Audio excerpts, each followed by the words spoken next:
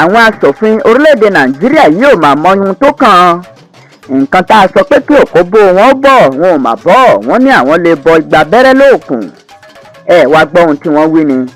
Wọ́n ní nítorí ojú òpópónà tí ò dára tó ni àwọn ṣe fẹ́ ra ọkọ̀ ayọ́kẹ́lẹ́ Land Cruiser láti lè máa rìn lójú ọ̀nà tí ò dára. Ṣe bí ọ̀nà tí ò dára òun ni yóò padà ba ọkọ̀ tí wọ́n bá rà ọ̀hún jẹ́. Ilé asòfin àgbà ní orílẹ̀-èdè Nàìjíríà wọ́n ti kọtí ọ̀gbẹ́yìn sí bíbẹnu àtẹ́ lu àwọn ọkọ̀ tí wọ́n fẹ́ rà tí àwọn aráàlú ń bu ẹnu àtẹ́ lù wọ́n, ìyẹn Toyota Land Cruiser titun ọ̀sàrà tí wọ́n fẹ́ rà fún àwọn ọmọ ilé ìgbìmọ̀ asòfin. Iye tí ọkọ̀ kọ̀ọ̀kan tó òun ni iye owó rẹ̀ jẹ́ 100 mílíọ̀nù náírà, yàtọ̀ sí ọkọ̀ arọ́tadànù tí wọ́n fẹ́ rà fún àwọn ààrẹ ilé ìgbìmọ̀ asòfin àti igbákejì ilé ìgbìmọ̀ asòfin ìyẹn Godswill Akpabio àti Barau Jibrin. Ọ̀pọ̀ àwọn ọmọ orílẹ̀-èdè Nàìjíríà ni wọ́n ti ń bu ẹnu àtẹ́ lu ríra ọkọ̀ náà wípé wọn ò bìkítà bí ebi ṣe ń pa àwọn ará ìlú, tí ọ̀pọ̀ ìdílé kò rí oúnjẹ mẹ́ta jẹ, kódà ọ̀pọ̀ ìdílé míì oúnjẹ kan ni wọ́n ń jẹ.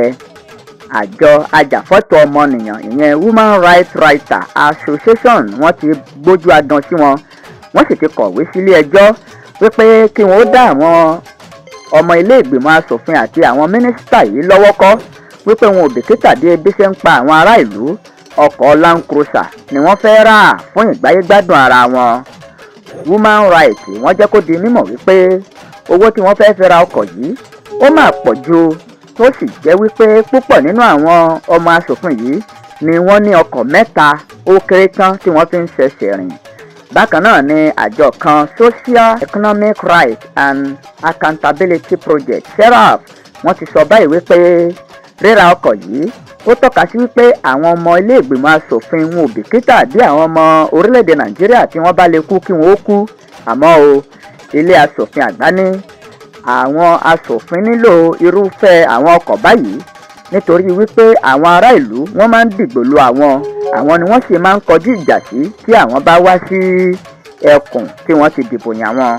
Nígbà tó ń bá àwọn akọ̀ròyìn sọ̀rọ̀, alága ìgbìmọ̀ tó ń rí sí ọ̀rọ̀ àwọn asòfin Sunday Karim ó ní bí àwọn ènìyàn ṣe ń kọlu àwọn asòfin àti àwọn mínísítà lẹ́nujọ́ mẹ́ta yìí ó ń kọ àwọn lóminú.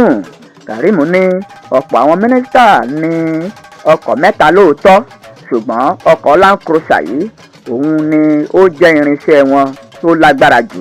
Ó ní ó yẹ kí àwọn ọmọ Nàìjíríà máa tanná wádìí àwọn mínísítà àti àwọn asòfin ìpínlẹ̀ wọn nítorí wípé iṣẹ́ ìlú ni wọ́n ń ṣe. Ọ̀pọ̀ àwọn asòfin ìpínlẹ̀ ní àwọn gómìnà tí máa ń ra ọkọ̀ kalẹ̀ fún kó tó di wípé wọ́n búra wọlé fún wọn. Kódà bẹ́ẹ̀ ni àwọn alága ìbílẹ̀ náà. Ó fi kún un pé nítorí àwọn ọ̀nà Nàìjíríà tí kò dára tó ni àwọn ṣe fẹ́ ra ọkọ̀ Land Cruiser kí àwọn lè máa rìn geere. Karim ṣàlàyé pé tí òun bá ń lọ sí ẹkùn tí òun ti wá, owó kékeré kọ́ ni òun máa ń ná sí ọkọ̀ tí òun bá padà sí ìlú Àbújá. Ó ní àwọn kò bá tún ra ọkọ̀ yìí lọ́wọ́ àwọn alágbàtà tó ń ṣe ọkọ̀ ní orílẹ̀-èdè Nàìjíríà, ṣùgbọ́n owó tí wọ́n bù lé ó ti pọ̀ jù làwọn fi fẹ́ ra SUV tí àwọn fẹ́ rà. Àwọn mínísítà àti àwọn ilé ìgbìmọ̀ asòfin orílẹ̀-èdè Nàìjíríà yìí wọn ò mà kọ̀ kí àwọn mẹ̀kúnnù kú. Ọkọ̀ Land Cruiser tí iye owó rẹ̀ tó 100 mílíọ̀nù náírà ni wọ́n fẹ́ rà fún ẹnì kọ̀ọ̀kan.